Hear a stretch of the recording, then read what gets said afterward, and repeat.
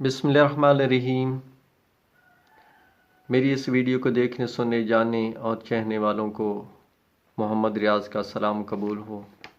مجھے امید ہے کہ اللہ عز و جل کے رحم و کرم سے آپ کی فیملی، آپ کے چاہنے والے خیر و عافیت سے ہوں گے۔ اللہ سبحانہ تعالیٰ آپ کو خوش سلامت رکھے اور جس منزل کی جستجو میں لگن مگن میں ہو کامیاب فرمائے، آمین ثم آمین۔ آج میں اس ویلاگ میں PMS 2012 اردو کا پیپر شیئر کر رہا ہوں اور اس کے بعد انشاءاللہ ان کو حل کرنے کی بھی کوشش کریں گے، اور مزید میں جتنے پیپرز ہیں میرے پاس اویلیبل ان کو اپلوڈ کرنے کی کوشش کروں گا، جس میں PMS کیمسٹری، PMS پنجابی اور PMS میتھمیٹکس۔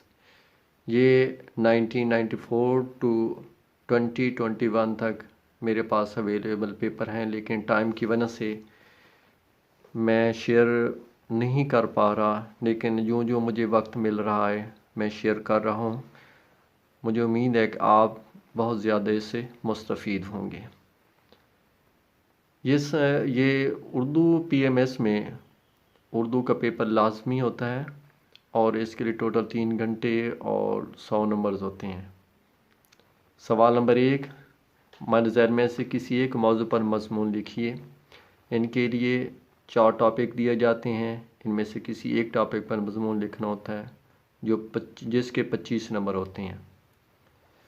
جیسا کہ انصاف اور معاشرہ بے فی زمانہ ذرائع ابلاغ کے معاشرے پر اثرات، جیم آبی آلودگی اور ہماری ذمہ داریاں، دال بے معجزہ دنیا میں ابھرتی نہیں قومیں، ان چاروں ٹاپک میں سے کسی ایک ٹاپک پر مضمون لکھنا ہوتا ہے۔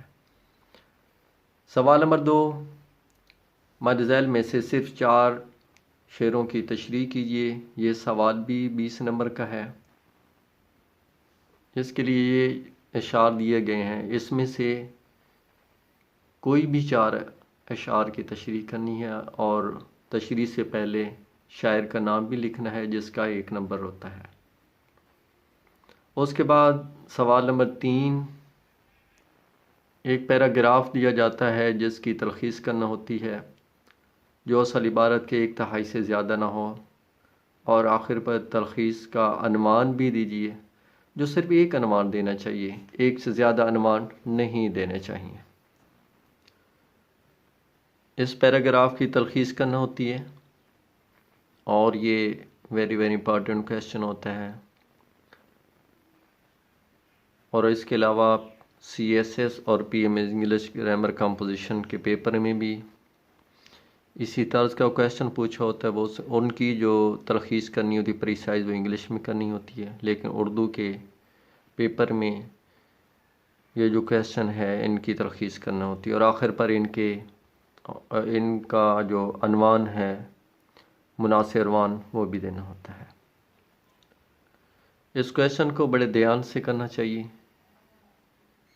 اور یہ اگر رولز اور ریگولیشن کو فالو کر کے حل کیا جائے تو یہ آسانی سے حل ہو جاتا ہے۔ سوال نمبر 4، درج ذیل محاوروں میں سے صرف 5 کو اپنے جملوں میں استعمال کیجیے۔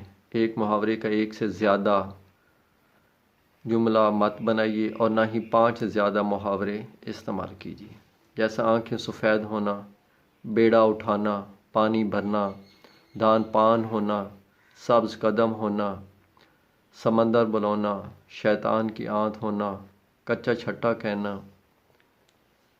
ان میں سے کسی اینی فائی جو محاورے ہیں ان کو فکروں میں استعمال کرنا ہے اور ان کے محاورے بنانے ہیں۔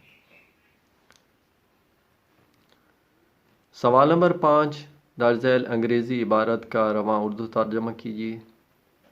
یہ سوال بھی 20 نمبر کا ہے۔